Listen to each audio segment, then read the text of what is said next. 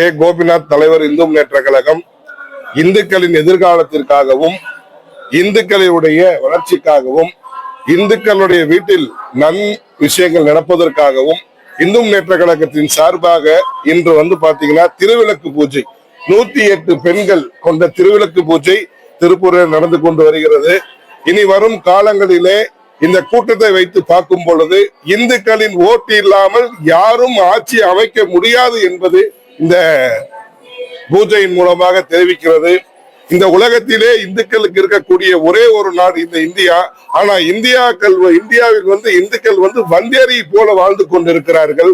ஒரு தீபம் ஏற்றுவதற்கும் கூட நாங்கள் நீதிமன்றம் சென்று அனுமதி வாங்கக்கூடிய சூழல் இருக்கிறது. ஆனாலும் அனுமதி கொடுத்தாலும் கூட கடவுள் மறுப்பாளர்கள் என்று சொல்லக்கூடிய சில விசமிகள் அந்த விளக்கை ஏற்றுவதற்கு உச்ச நீதிமன்றம் வரையும் சென்று கொண்டிருக்கிறார்கள். இதை இந்து முன்னேற்ற கழகம் வன்மையாக கண்டிக்கிறது. கம்யூனிஸ்டுக்காரன் தீக்காக்காரன் என்ன கேட்கறேன்னா, நீ ஏன் கடவுள் இல்லைன்னு சொல்ற?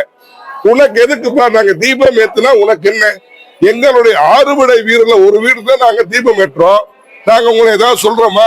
நீ மசூதியில போய் இஸ்லாமியர்கிட்ட சொல்லிடுவியா, இல்ல கிறிஸ்தவர்கிட்ட போய் தேவாலயத்தில் போய் கிறிஸ்தவத்தை சொல்லிடுவியா? அப்ப கேட்க ஆள் இல்லை என்பதற்காக இந்துக்களை வஞ்சிக்கும் விதமாக இந்த தமிழக அரசு நடந்து கொண்டால், சாது மிரண்டால் காடு கொள்ளாது, இந்துக்கள் மிரண்டால் நாடு கொள்ளாது என்பதை இந்த கூட்டத்தின் மூலம் நான் எச்சரிக்கை விடுக்கிறேன். எங்கு சென்றாலும் ஆடுபடையில் முருகன் அவர் பார்த்துக் கொள்வார். சுவாமிநாதன் என்ற ஒரு நீதிபதி, அவருக்கு தெரியாதது உனக்கு தெரிந்து விட்டதா? இந்த திருமாவளவனை நான் கேட்கிறேன், இந்த கம்யூனிஸ்டுக்காரனை நான் கேட்கிறேன், தீக்காக்காரனை கேட்கிறேன், அவர்களுக்கு தெரியாதது உனக்கு தெரிஞ்சிருச்சா? கான்ஸ்டிடியூஷன் ஆஃப் இந்தியாவின் பாதுகாவலராக இருக்கக்கூடிய நீதிபதிக்கு தெரியாதது 7வது 8வது படிக்காத உனக்கு தெரிகிறதா?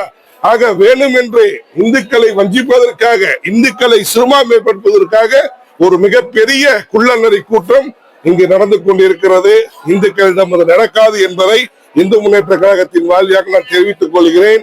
மேலும் அந்த சாமிநாதன் அவர்களை மிக கேவலமாக எத்தனையோ கவர்மெண்ட கேட்கிறேன், எங்க இந்து கோயில நீதிமன்றம் உத்தரவு போட்டுருச்சுன்னு முதல்ல இருக்கிறீங்க.